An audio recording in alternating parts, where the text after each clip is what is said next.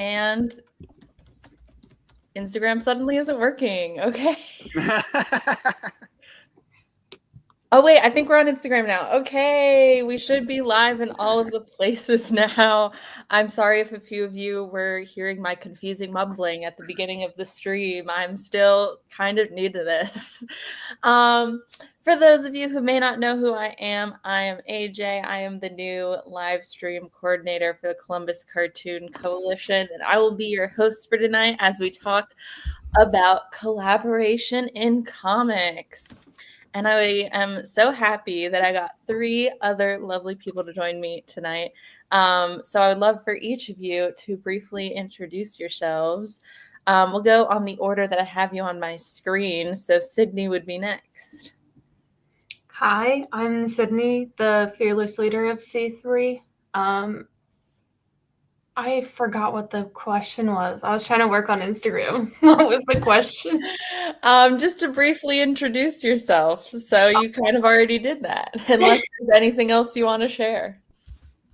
Just that I am on the collaboration of comics. I am on the drawing side, and I have a lot of experience working with writers since I am not a writer. So that'll be my position in this conversation. So popcorn down to Jack. Yep. Hi, everybody. My name is Jack Wallace. I'm a writer. I write disposable fiction comics. I'm also one of the editors of the Columbus Scribbler. Yeah, I've been writing for a lot of years.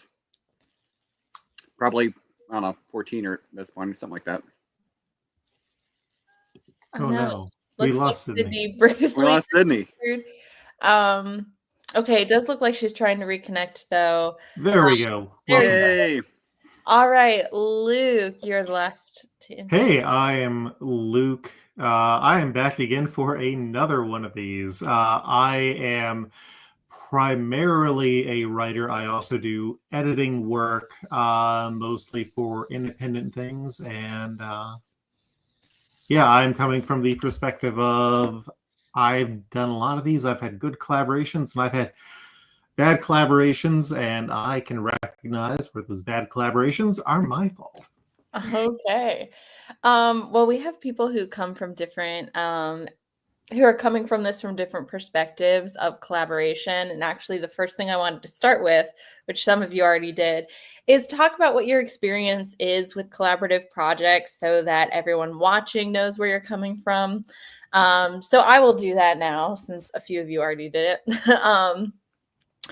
I myself am an artist, writer, and editor. I actually run a small press called Easter Day Editorial where I do anthologies and I'm an editor in that case. And I've been an editor for quite a few years now because before I had my own small press, I did like student media in college. I was part of a group called Level Ground Comics, and I also was an editor there. I also kind of can speak on the writer to artist collaboration now because I'm currently working on putting together a graphic novel pitch with a fellow artist, and it's someone who I've actually collaborated with on a few of the anthologies that I've put together, and now he is also going to be helping me illustrate my graphic novel, and I'm super excited about it. Does anyone else have anything they want to add that they haven't already said? I was going to say I can go into kind of a backstory on my collaboration a little bit. So I started making comics regularly for a class at Ohio State. And so, obviously I did class. I was doing everything on my own.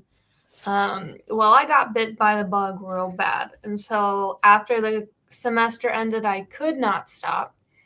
And so over the summer, I was like, well, I'm just going to keep making this comic series. And then realized that I couldn't write. So I reached out to my now mother-in-law, who was trying to get her writing career kickstarted. And I was like, hey, can you write for me so I don't have to? And honestly, it was just a wild difference in my comic from the end of the semester to the very first comic that I did in the summer. So, you see a difference throughout a semester, your very first comic to your last one. It was, the normal, but then the last one to the first one I did in summer, wild. Because I didn't have that pressure of, I have to focus on the writing and this and that and the drawing. I just had the drawing. So it just looks so much better. So that was my first experience with collaboration in comics. And ever since then, I've been begging writers to help me out. Awesome. I honestly, as a writer, sometimes I feel it's the other way around. I'm begging artists to help me. So it's interesting to see it from the other perspective. All right. Well, I want to go ahead and dive into the discussion. I've kind of broken it up into 3 parts, which is collaborations between the artist and the editor, collaborations between artists and other artists, and then lastly, collaborations between artists and writers. So I want to start with collaborations between artists and editor, because even if you are a comic creator who is determined to do all the writing and all the art and all the lettering, all that stuff by yourself, you're still probably going to have to work with an editor. And if you're thinking you don't have to work with an editor, you're wrong. All right. Hire an editor. They are very helpful. And we are going to hopefully tell you why working with editors can be so helpful. And it's interesting because we do have some people here who have worked as editors and people who have worked as artists, and can talk about it from both sides. But let's first start with actually kind of what I just proposed there. What can an editor do for you? Why is working with an editor valuable?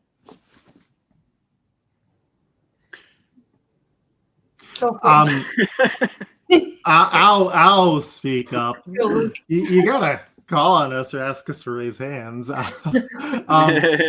So in my experience, both as a editor and a writer who has worked with editors, the goal is to have, if nothing else, have someone look at what you might consider to be your weak areas, which may just be getting a second pair of eyes to make sure there aren't spelling or grammar mistakes, or even just, oh, hey, this character appears in this panel, but then they're gone in this one, like that sort of continuity stuff. But I think, and you need to define what you're looking for when you work with an editor, and even when you put out the call with an editor.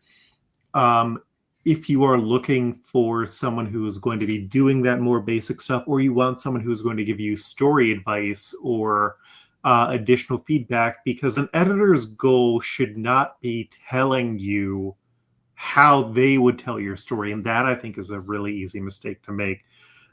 An editor's job should be telling you if they think you are accomplishing the goals that you have with the story, and to not necessarily tell you how to make things better unless you specifically want them to, but to give you advice on, I don't think X is good enough, or hey, there's a really slow point here that I think could use some work, and to help you to get to that point yourself if they're not explicitly just saying.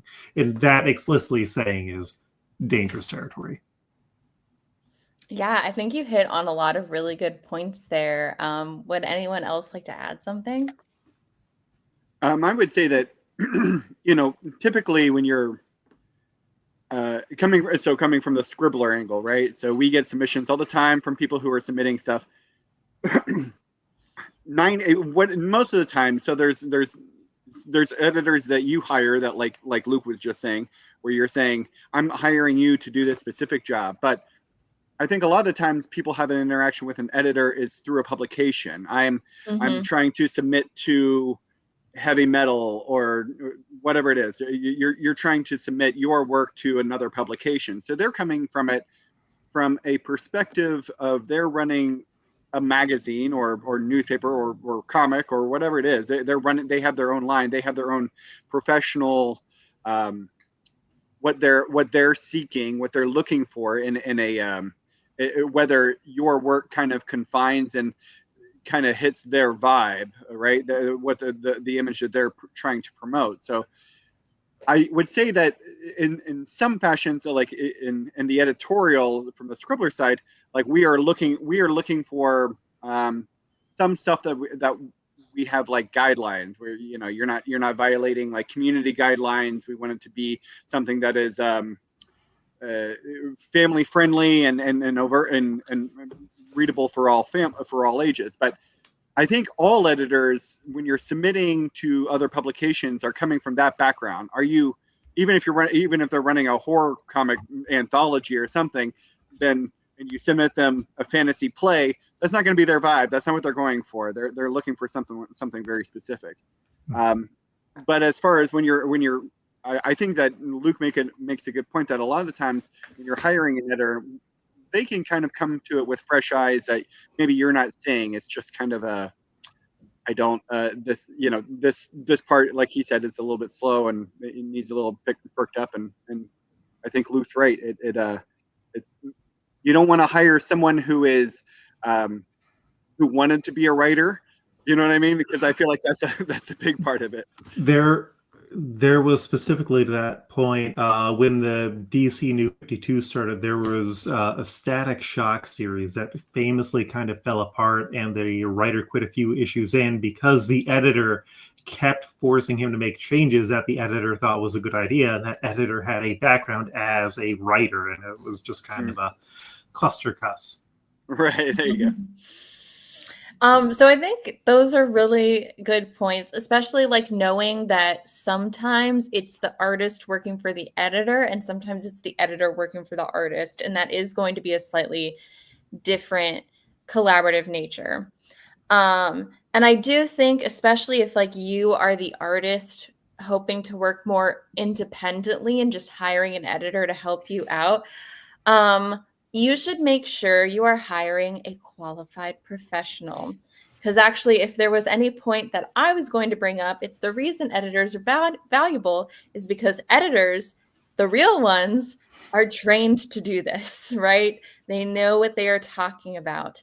They can find issues with your work that other people can't. Like I know me personally, my thing is tangents. I can find tangents in your artwork like no one else can. And some people wouldn't even know to look for problems like that. Mm-hmm. That's something that I brought up with a lot of like newer artists. Tangents, not like you're going off and changing the topic, but like there's a line intersection in a way that messes with perspective. Yes. All right. So my next question would be then, after someone has, entered a collaboration with an editor, what are some of your tips for actually forming and maintaining a good relationship with that editor? I wanted to bring up just having somebody there to edit your work who's not necessarily an editor. Going off of Jack's comment of fresh eyes, if you're just doing comics for fun or you're not trying to do this full time, you need to have that one person that you can always go to look at your work. So for example, my husband is that. I've over the years trained him to be like, this is what I need you to look for because I know that I'm not good at this. Mm-hmm. And so over the years, he's learned to look out for those things and have been like, yo, her eyes are huge in that panel or whatever. So having a good relationship with anybody that you can be close with, whether you are, in a contract or paid arrangement, or if it's just your friend, having those goals when you're speaking to them, I think is really, really helpful because you don't want to go in and just be like, here, how'd I do? Mm-hmm. Specific questions. Yeah. So I think you bring up a good point, but that person isn't necessarily an editor. I consider that a different kind of relationship, right? Yeah. Still a good kind of collaboration that is valid and good to bring up. I actually don't know if there's like a term for that in the comics world, but I know in the writing world, we have the terms critique partners and beta readers. Yeah. And I feel like that might be helpful terms for people to understand.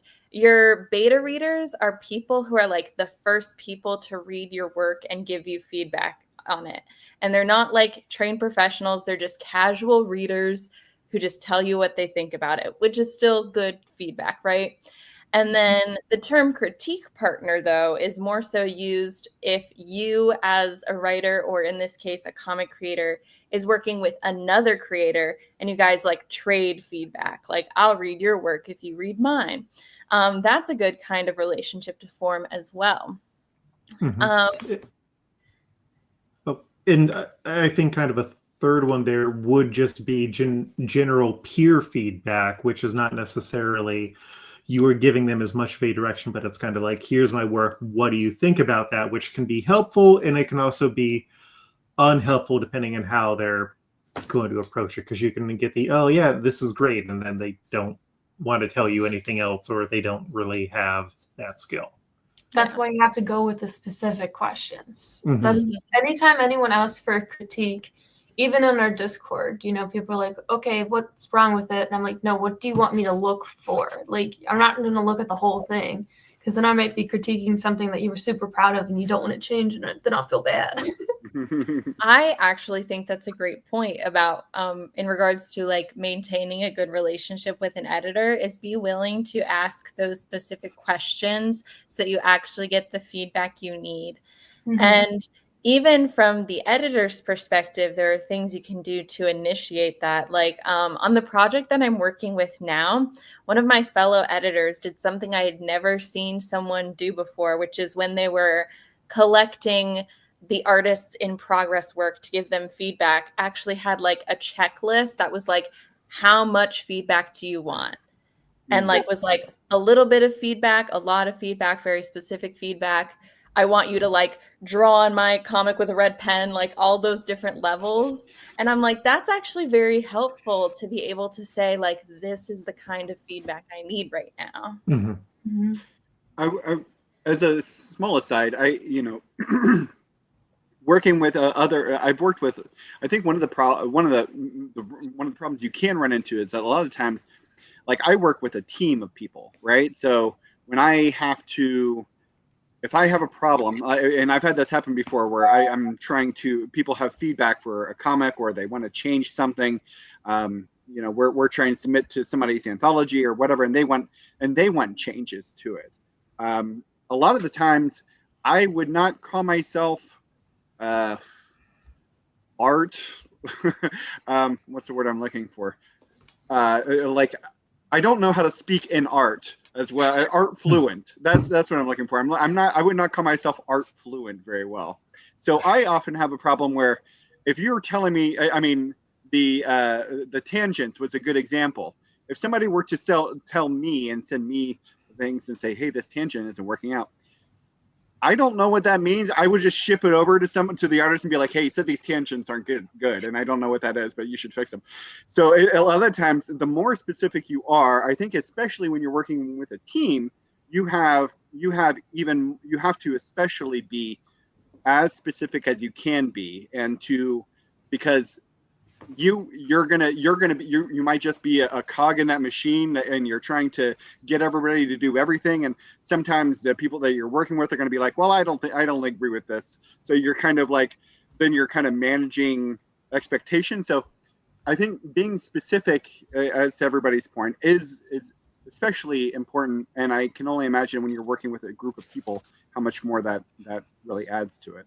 It can only add more confusion and more divisiveness. So, well, and I think, kind of going back to the point, you need to establish a level of trust and understanding with your editor, because, like in any job, if you don't feel confident asking questions to people who you're working with, that is going to lead to problems later on in the collaboration or in your day-to-day job. And if you're especially working on a comic, you all want to get the comic to the end. You all want to succeed on making something that people will enjoy, or at least find value in. And I think that's an important thing to remember.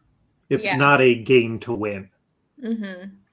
I think a good way to accomplish that, and I think this applies to relationships with editors and also other collaborations, which is, as soon as you start the collaboration, set expectations, like set goals so that you know what you're working on. And this is everything from like, say the specific things you want feedback on, when you want the feedback, what's your preferred communication method. If you establish all those things early on so that you guys are both on the same page, or if it's more than two people, you're all on the same page, that's going to make the relationship go much smoother. Yep. Agreed. Go ahead. Oh, no, you go ahead. I was just going to say, and I think a lot of that goes, especially from the Scribbler side, general housekeeping stuff. Be on time. If you're setting deadlines, meet them. When you're finished and when you're giving out what is supposed to be the final work, make sure it's your best work and you didn't just kind of. I can tell you a number of times where we've had people who were really good and submitted stuff, but if they were late, from our perspective, a lot of the times we are looking for reasons. We would get so many submissions that we were just looking for reasons to kick people out, because if somebody else is willing to put in more time, more effort, and make it a better thing, I would probably take them over than somebody who is, if you've been late or your work was kind of dodgy, even if I like you and I know you, I would really rather choose other people. So just always be professional and courteous as much as you can be. If you have a problem and you run into something, make sure you tell them. It's not. People are very understanding. The only thing people aren't understanding about is when you just leave them in the dark. That's huge. Yeah, clear communications is something that I think any level is going to be important to have. Like, I've worked with a lot of people, and if they are bad at communication, my expectation of getting to the end of the project starts to rapidly fall. Yes, professionalism is key. I can tell you from my experience as an editor, because I also go through the process similar to what Jack was talking about. When I'm doing an anthology, I'm typically sifting through lots of applications and figuring out who do I keep, who goes. And if someone puts together a very professional looking portfolio and they have a nice cover page and things like that, that is automatically bonus points, and then what is the opposite of that, what's the automatic red flag, is if you did not follow instructions. Always follow instructions. Can't say it enough. All right, well, now that that's been said, I kind of want to move on to the other side of this, which is, have you worked with a bad editor, had a bad collaboration experience? And if so, what do you do about it when you realize that it's just not working out? Where do I begin with this guy named Jack Wallace? He's the worst. I hate that guy. I've heard tales. I thankfully don't have any personal experience, but I do know that, just speaking on behalf of C3, it's a great resource to be able to have all of those people who have been in similar situations or know the world that you're currently working in order to try to help you. Because I remember one of our members had a really, really bad situation, just at their wits' end, trying to figure out what to do. And so we were all like, okay, first of all, you did nothing wrong. Second of all, let's look at this option, this option, this option. And we helped them through it, which was super, super nice. So just, I guess my only input to this would be, have that community, have a sense of community somewhere that you can reach out to in case something bad happens, and that you can have that support. Absolutely. Anyone else have something to add? I've also been lucky, but I hang out too often on the Reddit comic collabs groups, and I know I've seen plenty of people who kind of talk about those bad experiences where the editors were trying to make the story about them, or they're trying to wrangle things into their own opportunities. It's like, well, I think this artist, or I think this writer's doing a bad job. I have this other idea you could do instead. It's just unprofessional. It is a bad approach that is going to catch up with you very soon. I've only ever had one bad experience with an editor. and it was we made a pitch for Scout Comics, I think. This is a lot of years back, but and it wasn't necessarily him. It was, the problem was that we had a pitch. I had an artist on the line, somebody who I had worked with before. I was very excited about it. We had gotten to the point where we were looking for.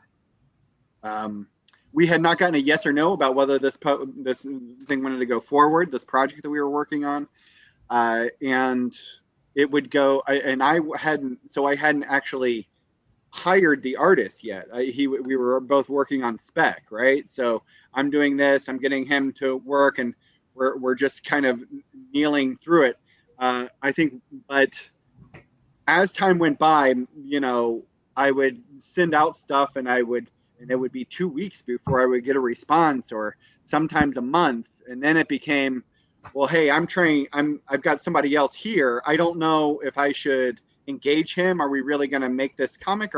We're constantly waiting. And I eventually pulled the project. I sent an email that was like, hey, if this is how you're going to treat, your collaborators, then I don't really want to work with you.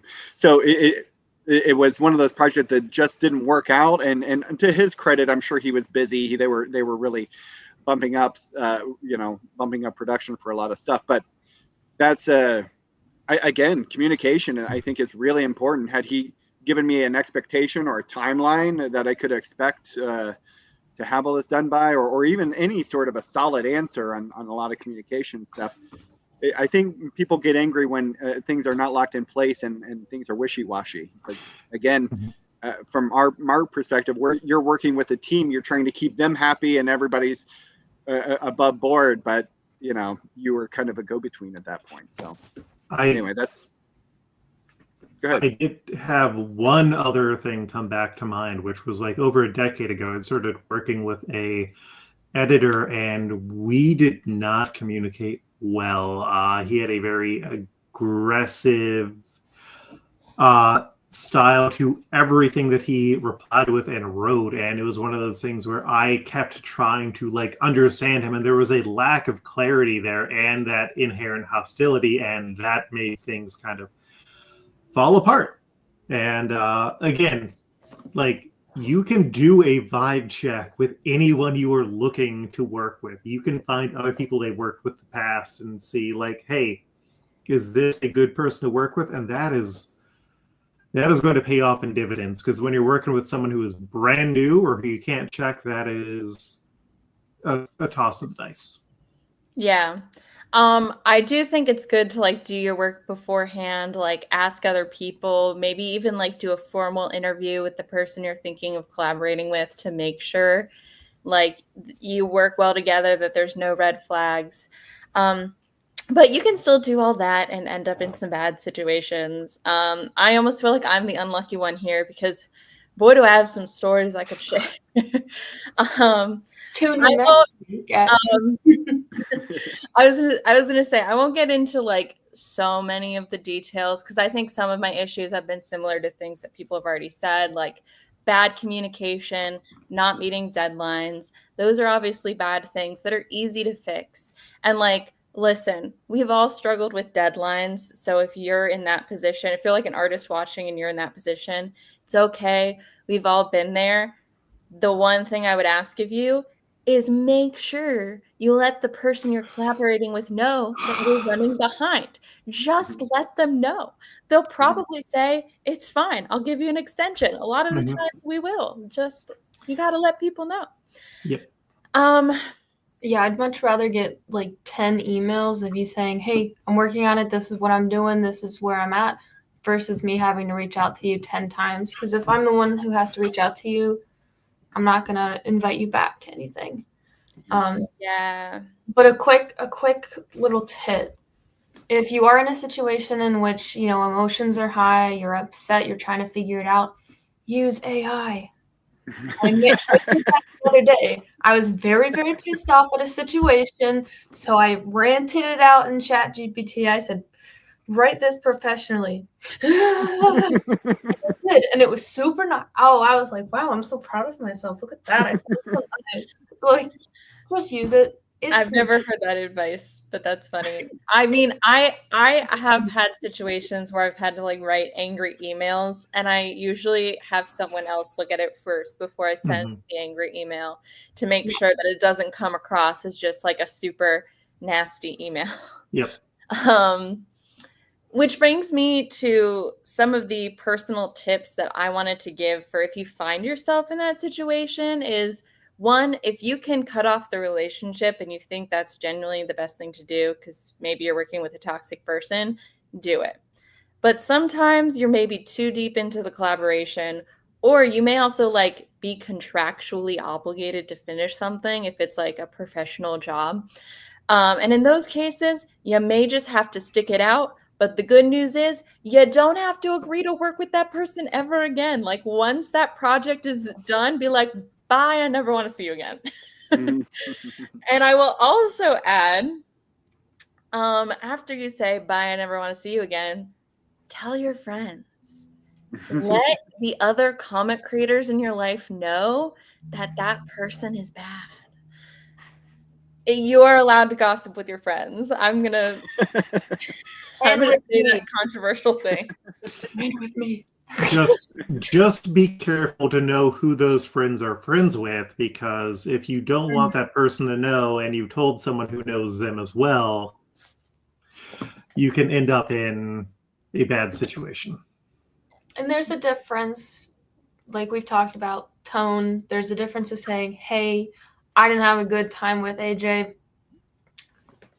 And there's a difference between like, oh my God, AJ, did this work, you know? There's a difference in tone. There's a way that you can interact with people who know people without burning so many bridges. And I gotta say, the reason I say this is because I unfortunately have worked with people who are like genuinely very toxic. Like I worked with someone in college who I later found out was a neo-Nazi. Like that's how bad he was. Ooh. Yes. And the thing is, I found out he was a neo-Nazi because one of my friends and fellow comic creators found out and told me and was specifically warning people not to collaborate with this guy because he was very problematic. So in those cases, it is very good that she told me so that I know not to work with that person ever again. Yeah, in that case, if somebody's a neo-Nazi, tell everybody. Tell the whole world. I'm not on board with that. Just being a neo-Nazi is not problematic. Being a neo-Nazi is being a neo-Nazi, and that is reason enough not to, like, that's not problematic. That is actively bad. Yeah. All right. Well, we spent a lot of time talking about editors, and I want to make sure we get to our other topics as well. So we're going to move on next to collaborations from artist to artist, because I feel like this is another extremely common type of collaboration. I feel like sometimes people view creating comics as a very solitary act, especially if you're someone who is trained in the whole process from thumbnailing all the way to like coloring and lettering. But in a lot of cases, those steps are performed by different people, right? Sometimes you have a different penciler, inker, colorist, and it's all different artists working together. Also letterers. Yes, of course. Letterers are very important, and they do count in this as well. So where I kind of want to start with talking about this is depending on like whether you're working with a publisher or even just depending like which publisher you're working with, or maybe you're doing something independent or like self-published. Sometimes your publisher will kind of pair you with other artists to work with. Like they'll just find a colorist for you. But sometimes it's your responsibility to find the people you want to collaborate with. So I want to start by asking if you are trying to seek other artists to work with, because maybe you're like, I know I need a colorist for this project. How do you go about finding other people?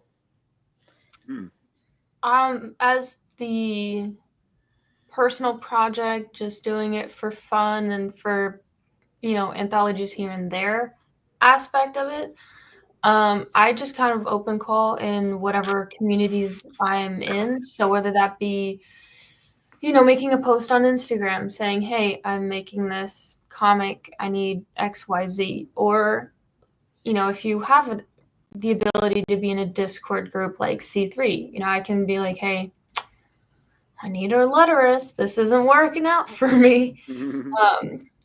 But that's very much a small scale, just for fun, or very small projects type of approach. Mhm.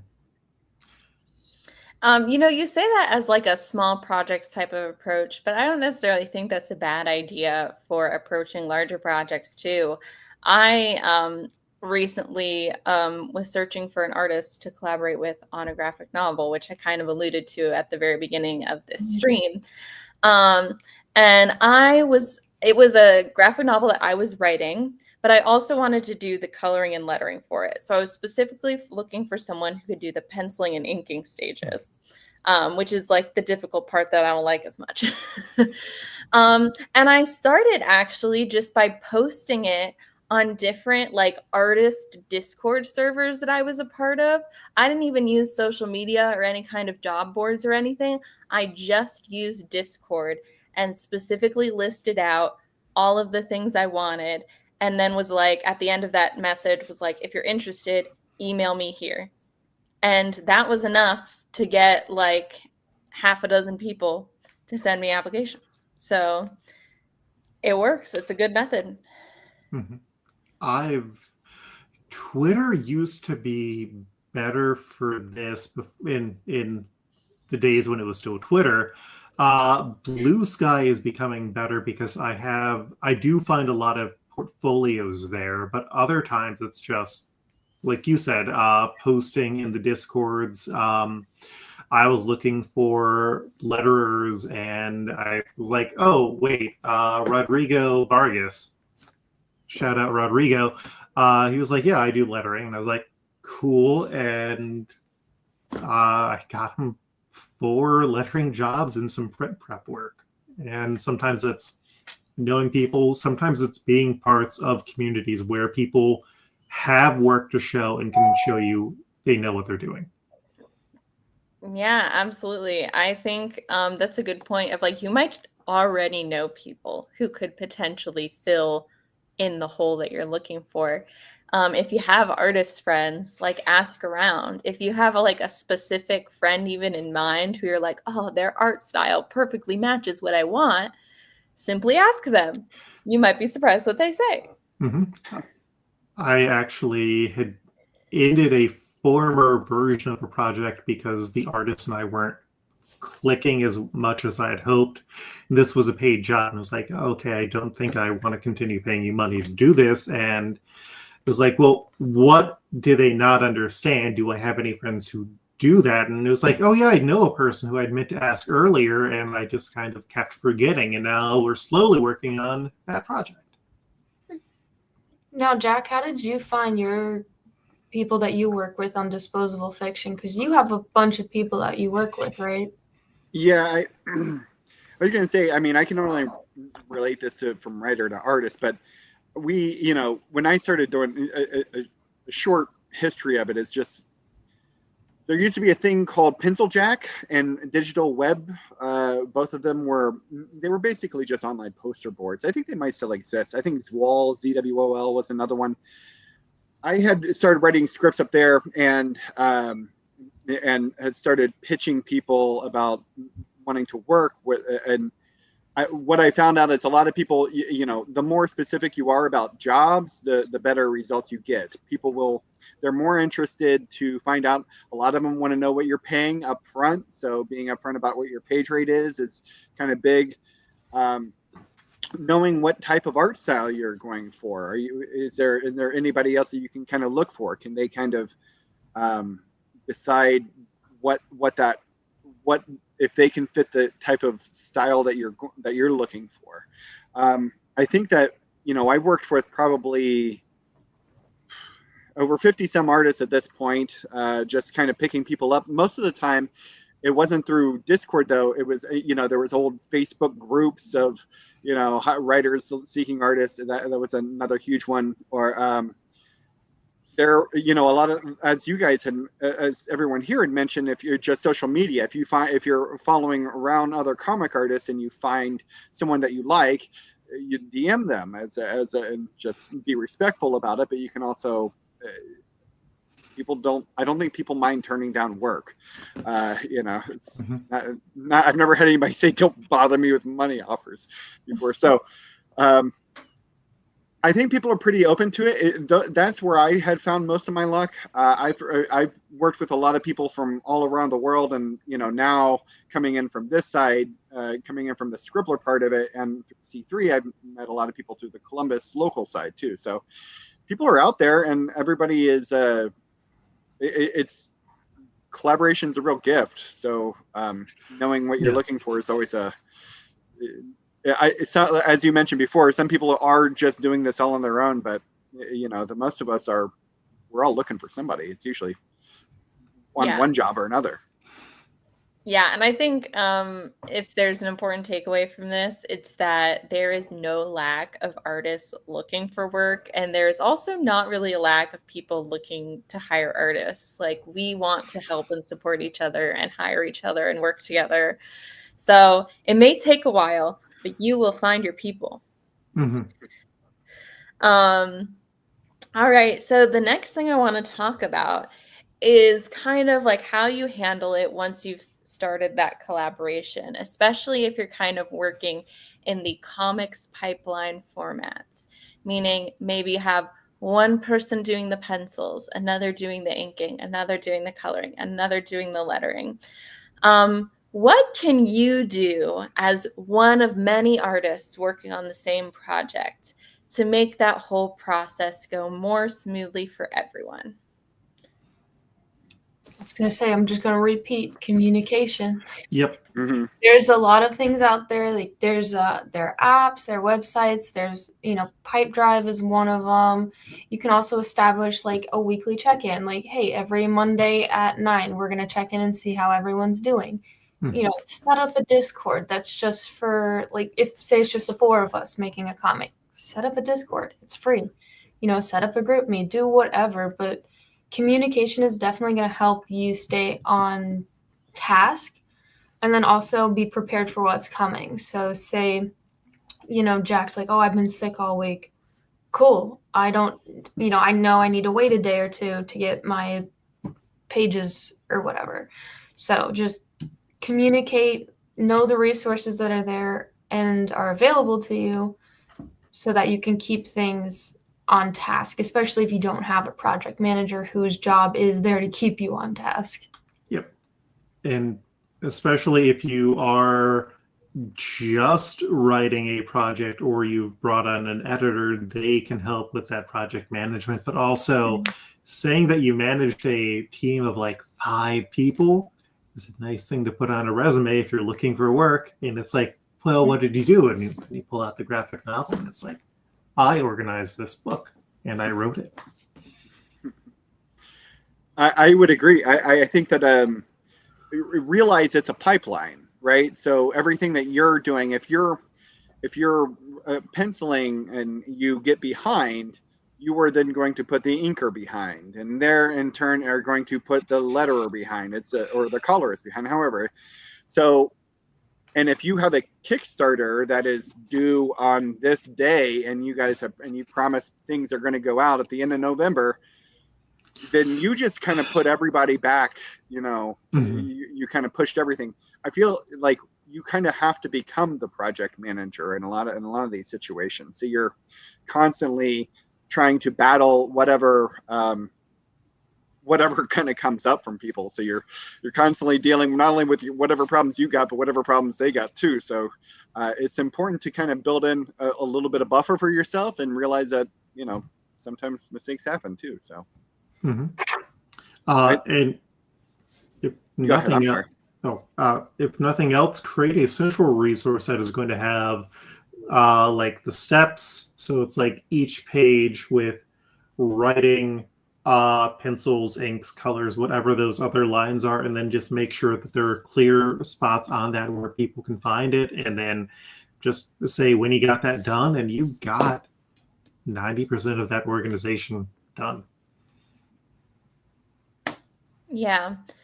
I think there are also some tips I would give that are specific to what role you play in the pipeline. Like, for example, if you are the penciler, part of your job is to make sure you have very neat, clean, legible pencils so that the inker knows what they're doing. I feel like some people, because they hear the word pencils, they think, oh, pencils are like rough and sketchy. But if you turn in rough, sketchy pencils, that makes the inker's job way harder. So like think about the people that come after you in the pipeline and like what you can do to make their job easier. Another good example is like in the specific graphic novel project that I'm working on, I'm going to be the colorist and I'm working with someone else who's a penciler inker. And I specifically told him, I would like you to have nice, clean inks where a lot of the lines are closed so that I, as the colorist, can just like bucket fill when I'm doing flatting and it makes my job a lot easier. So it's like those small little details like that really do make things easier on your fellow artists. So we had this comment from Tom Williams about, editing and publishing. When working on a project with a publisher, odds are you'll hear from the writer more than the editor. The editor only pops in at the beginning and at the end when the deadline pops up. The writer becomes more of the editor in this scenario, which works out anyway. Thanks, Tom. You're shaking your head. I don't think there is any universal situation. A lot more of the professional ones, I think that might be true. Like if you're working for one of the big two, it's going to be making sure that you aren't like using any characters you can, or you're not fighting continuity. But it is very possible to have the editors who are as engaged with the project as the writers and the artists are. Just depends on the company and who's doing it, right? Yep. That's what you're getting at. Yep. Yeah, editors have different editorial styles, and similarly, writers are going to have different approaches to how involved they are in the project. Some writers might just write the script, hand it over, and be like, go ham, you know more about art than I do. But if you're like me, like because I'm someone who's both a writer and an editor, I'm very involved. So I will be checking in with you at every stage in the process and be like, how's this going? How's this going? Which actually, this is a great time then to transition to the kind of final section of our collaboration video, which is how to work with a writer, or the collaboration between writers and artists, because it is quite common to have writers who write a script and a separate artist who illustrates the comic or graphic novel. So first things first, I kind of want to ask kind of about what the writer should do, because there's kind of different thoughts about this. So I kind of want to get your guys' opinion of how detailed should the writer be when it comes to panel descriptions? Because I know some artists are like, don't give me shot calls, don't give me extreme detail. I want to be able to make those creative decisions myself.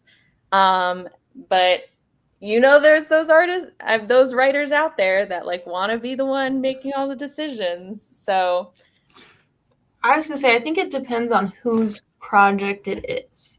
Mm-hmm. Did you write this script and you're just looking for somebody to translate it into visuals? Or is it more of a collaborative story of like, oh, let's work on this story together? Mm-hmm.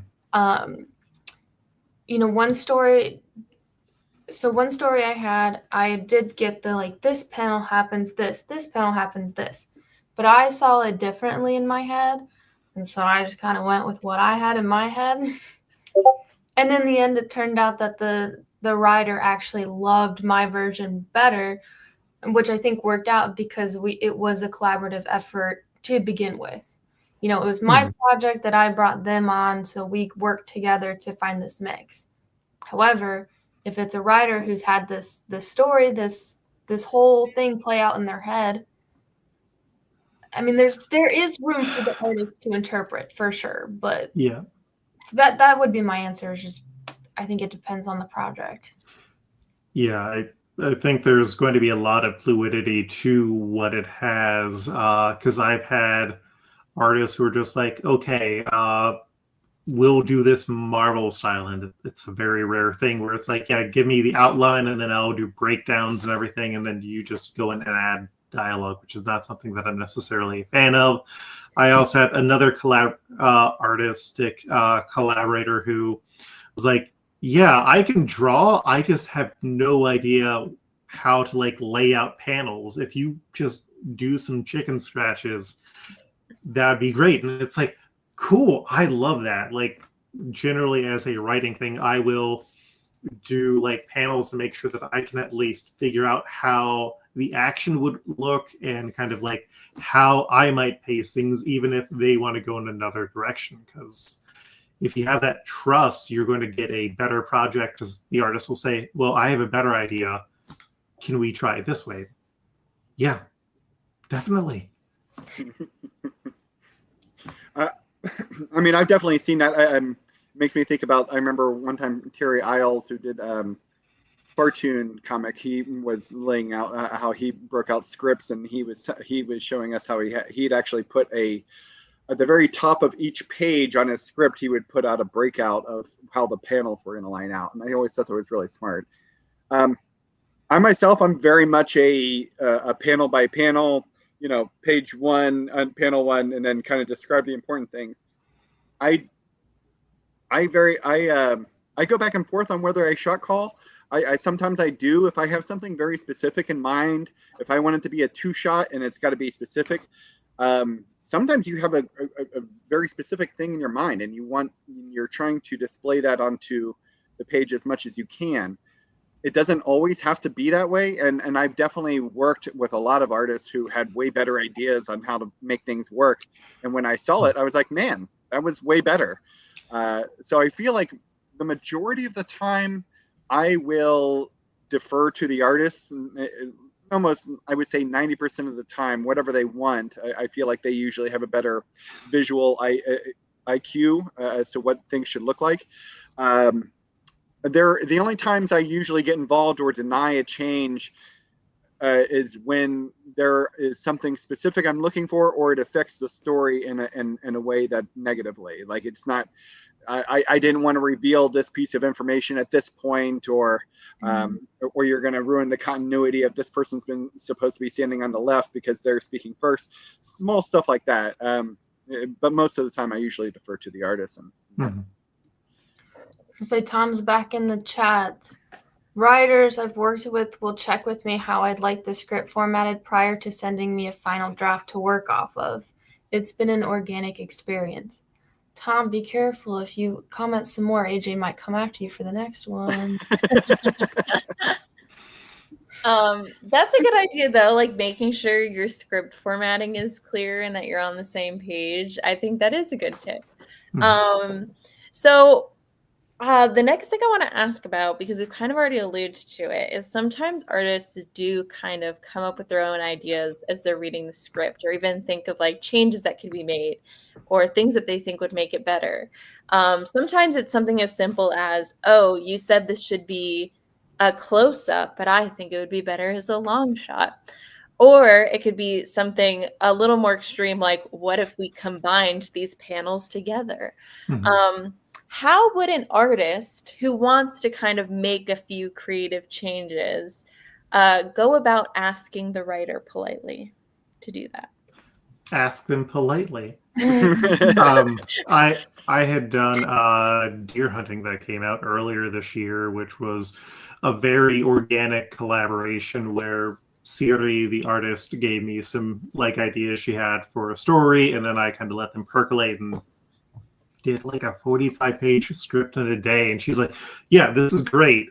Also, can I add like a prelude? And I was like, yeah, go for it. Like, I want to see what you're doing. And she did this amazing 11-page silent prelude to the story that adds a lot of like texture and culture to it. And it's like, yeah, we trusted each other. We've worked enough. Like, it was enough that she flew out from Finland to CXC this year. So What? Wow. That's crazy. Sorry. That's fun. Mhm. As the writer, my suggestion would be visualize it. So it doesn't have to be like the full final super detailed, even just a rough sketch, because that's also going to help out. You're like, hey, I know you had it this way, but this is what I'm thinking. And I think that'll definitely help out, because especially I could be just saying this, but as a writer, you don't know how to translate it to the art necessarily sometimes. So the artist will see something different. So if you can show the writer what you're trying to do, that could also help try to not prove your point, but help with your case of maybe this change would work. Because that's what I did with I did a whole page completely different. I had the notes, close up, tear, long shot. You show the friend patting the back. I didn't do any of that. I sketched the full page, made it look overwhelming, which was part of the experience that the character was having at that time. And I sent it to the writer, and I was like, what do we think? And it was approved. And so, yeah, I think just having that little bit of visual will help. But you also have to be, willing and okay with being told no. Mhm. Yeah. So I thought that was a great idea. Using like thumbnails or sketches to prove your point is really good. Now the next thing I kind of want to acknowledge is like what if the writer does say no? Some writers, they hold their stories really close to their hearts, and I feel like it's very easy for a writer to get controlling and be like, these are my characters, they're my babies, So if your writer does kind of seem very controlling and like doesn't want you to be able to make any changes, or maybe even asks you to make change over and over again, how do you kind of deal with the diva writer? It's not your project. If It's just a job at that point. Yeah, I think that's something that we didn't really discuss. What is a collaboration as opposed to like a work for hire? Because you can have collaborative works for hire, but I feel like a collaboration in and of itself is kind of a separate entity to a degree. Because I've done plenty of non-paying collaborations, and I've had plenty of those fall through. Yeah, well, I think there are situations where even if it's like a collaboration, like a true collaboration, and you're creating something together, the writer, or I guess it could theoretically be the artist, one person can still try to hijack control. Let me give an example so that you kind of know what I'm giving. But like a famous example that comes to mind is the graphic novel Watchmen, which was co-created between Alan Moore and Dave Gibbons. But Alan Moore is a crazy detailed writer who gives the most insane panel descriptions. You can actually look up like parts of the script for Watchmen, and just the panel description for the very first panel is like a page long. It's insane. So like if you think you're like creating something together with this person, but then they write the most insane like description and it's like, you must do this, how do you kind of like handle that? If they're doing Alan Moore stuff and they're not Alan Moore, you tell them you're not Alan Moore. I've like as an editor had to say, hey, you wrote like 8 different things that need to be in this panel. Can you like draw how you think that would work? Because you spend like 2 sentences describing the demons for this that are just guiding the sides of the castle. I don't know what the point of this panel actually is. You're going to just burn them out. There it is. That's the one. This is from the Watchmen script, yes. He does go Tarantino with that, though. Oh yeah, like it's funny. Like I would recommend reading it for a laugh eventually. Yeah, I think so. I actually think you make a point, Luke, of like you have to be realistic, and sometimes if you have to be like, dude, you're not Alan Moore, you're not Quentin Tarantino, like some people do kind of get in their own heads and they think they're gonna be like the next Alan Moore, for lack of like, I can't think of another writer right now. Um, so I think especially if it started as an earnest collaboration and like this is a story you care about and you're working with someone you care about, sometimes you just have to be brutally honest and say like, dude, you're going a little overboard here. Let's bring it down. Let's talk about what we can realistically do together. Mhm. I would say, and working in animation, I think kind of gave me a little bit of a different feel for it in that if you're working for hire, there's a thing of whether it was your fault or whether it was someone else's fault, whether this was, and I think the best you can do to kind of guide, like stop yourself from that. So for one, I usually have it people, let's do page layouts first, just really rough sketches of here's what the panel layout is going to be. Once I've agreed to that, then we move on into pencils and inking, right? So then that person kind of, did that person include the stuff that did I forget to add that stuff into a script? And then I'm like, oh my God, I forgot that person has a tail this whole time. That's on me. I've got to ask you to go I've got to go ask you to go make that modification, but that's on me. So I've got to pay for that. I get that. If you mess it up and you didn't, and I clearly wrote down in the script, hey, he's got a tail for this whole thing, and you never mention, and there's not one tail to be had, then that's on you. So I think getting to a place to where you're comfortable talking about this, and usually I usually have an instance of whenever I'm working with somebody on a script, I have you get kind of one chance to pass through it, and we can make whatever changes you want to. And if everybody agrees that these are the changes that we wanted, great, cool, we'll make those changes, no problem. If you have more changes after the changes and you didn't include those, that's on you. We already went through it. You're not going to sit there and go change after change after change because you're never going to stop. And people who are like obsessively, kind of holding on control, I don't really feel like, I don't know. It gets into issues of payment and who's working for what. So it can all get to be a little bit ugly. But I think that the more clear you are, and your conversation, and the more upfront you are, especially in the beginning, I think the earlier you are, I think is best. I'd also say you learn how to work with people for better and for worse. And every time you work with someone else, it will influence your work going forward. I've seen plenty of people who said, yeah, I had such a bad experience, I had to take a year off of art. Or you have people who said, oh yeah, no, I loved working with this person. We immediately started a new project.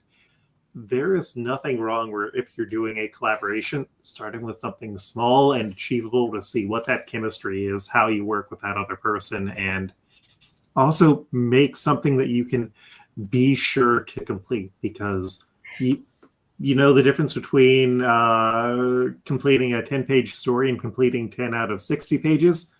One of those things, you can print that. You can call it a day. You can say, we never need to work again. We've made something finished. And the other is just portfolio pieces, hopefully. I'll say real quick, I have kind of a visual to go off of what Jack was saying.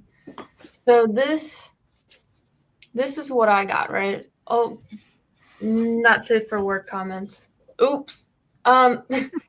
This is the very rough outline that Jack was saying that I sent. I sent him a bunch. How do we like that? Got the approval, went on to the sketches, went on to the final. Mm-hmm. Mm-hmm. So that's kind of a visual of what I've been doing recently that goes off of exactly what Jack was saying. Cool. So regarding what Luke was saying, I kind of want to go back to that. I think like while yes, there's going to be some bad collaborations, I also think the beauty of this is like you could start by just making a silly little comic with a person to kind of see how things go. And if it works out, you could end up working with that person for the next 10 years. They could become your new best friend. Like that's kind of the beauty of collaboration, and why I like collaborative projects so much is I've had times where I just like kind of like randomly run into someone and it's like, hey, apply for my project, apply to this zine I'm doing. And then they do it. And then they apply to like my next 3 zines and I get to work with them forever, and it's great. The friends you make and the reputation that you build is wonderful, because I met Siri by commissioning Max Sarin on Twitter years ago, and then after Siri and I finished our first like mini comic, we started working on the larger one, but then she recommended me to another Finnish artist, and we also now have a 10-page mini comic done, and then there's another person who I might get connected to. Like if you build those good relationships, it continues to pay off dividends, and you recommend the people you like to other people. This is a great time to transition to my final question, because we've been streaming for over an hour now. So I do want to wrap things up fairly quickly, but I have one last question for you guys. And the last question is about collaboration just in general. So it doesn't have to be specifically about like collaboration with an artist or collaboration with a writer. But I just want everyone to say, what is something you've learned or a way that you've improved because of a collaboration you've had with another person? Call on someone. Sydney, go first. I want everyone to answer this question. You pick the one person who was still thinking. Hold on. You can push it to someone else. Defer to Luke. Okay. As a writer, I think about 90% of the projects that I've started, which includes like I've done World Bibles, I've written entire issues of the series, and then the artists have said, yeah, I don't want to do this, or I get ghosted. All of that writing experience that doesn't lead to a final project helps me to improve as a writer. It helps me to learn how to work with people. And if nothing else, I have scripts and resources made for the next person where it's like, oh, hey, I've got this story about demons and samurai, you want to do that? Or I got a story about a psychic detective, you want to do that? And if it's the right person, they'll be like, oh yeah, let's do that. And if not, I can come up with something else. And either way, if it fails, I write more and I have more ready to go. Awesome. Jack, what's your answer? I collaborations. So being a writer, you don't have any choice. You have to collaborate. If you're going to make it in comics, you have to get an artist. If you're not going to write, if you're not going to draw it, you have to do that. It's just part of the game. You're just a writer. I feel like, yeah, right. Yeah. You might as well just be a prose writer. You might as well. So I would say collaborations have been the best part about being in comics. I have, Chris Allen has been my friend. He lives in Scotland. We've never actually met, but we have done every book that I have. I mean, we've done hundreds and hundreds of pages together. He's always been my writer and my letterer, and we've always just hired artists out. I started Disposable Fiction with him. I wouldn't have started the Scribbler on my own had it not been for working with Steve and Brian. They added so much more that I could have never added to myself. I feel like, honestly, the only thing I'm really good at, other than like maybe writing, is like the organizational part of it. So I feel like collaborating has added not only so much to, one, I would never be able to create the work that I have had it not been throughout the work of so many other people who have joined me in the vision of it. So it can, as Luke said, it can be somewhat exhausting. Sometimes you get ghosted, you can feel downtrodden at the end of it after a bad experience, but I would say it's worth it. It's the only reason I've been making comics as long as I have, is I really enjoy working with people. And seeing how much talent everybody else has. It's always impresses me. Okay, I finally got my answer. Took a minute. But I really like collaboration because it's allowed me to focus on what I like doing, which is the drawing aspect.